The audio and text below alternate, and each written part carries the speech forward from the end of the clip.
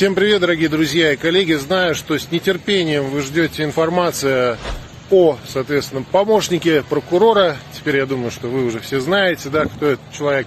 Вот. Что там дальше? Давайте посмотрим репортаж НТВ.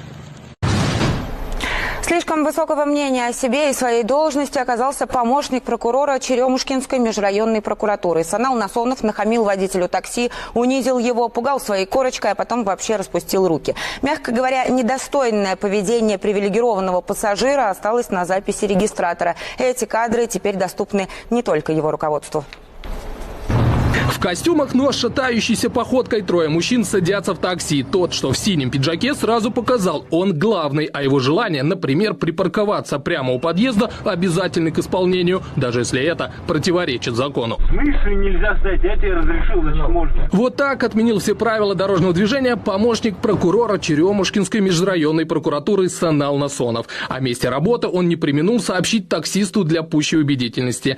Брать на себя ответственность за таких важных пассажиров водитель не захотел и вежливо попросил отменить заказ. Столь же дипломатично человек в синем костюме ответить не смог. Отмените заказ.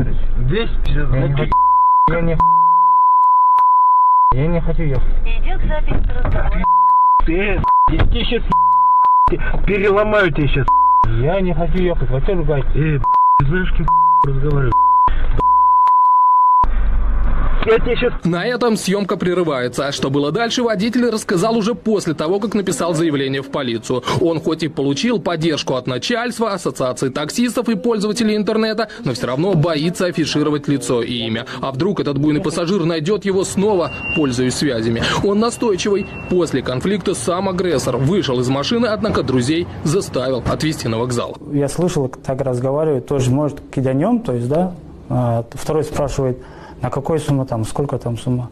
483. Да нет, не стоит, вот так общается. Вот это вот два парня. А который меня избил, он все-таки не поехал, да, то есть он вызывал на друга, да, то есть получается. В ассоциации таксистов рассказывают, подобные инциденты, к сожалению, не редкость, поэтому для безопасности у каждого из водителей на телефоне есть специальное приложение. Это что-то вроде тревожной кнопки. При нажатии координаты попавшего в беду таксиста сразу же передаются коллегам поблизости, а само видео происшествия автоматически отправляется в ассоциацию. Если, например, попался такого рода человек, прокурор увидел, что человек включил видеозапись, ведется видеозапись, и он бы захотел удалить ее, избил бы, например, водителя и так далее, то у него бы это уже не получилось, потому что она автоматически легла к нам на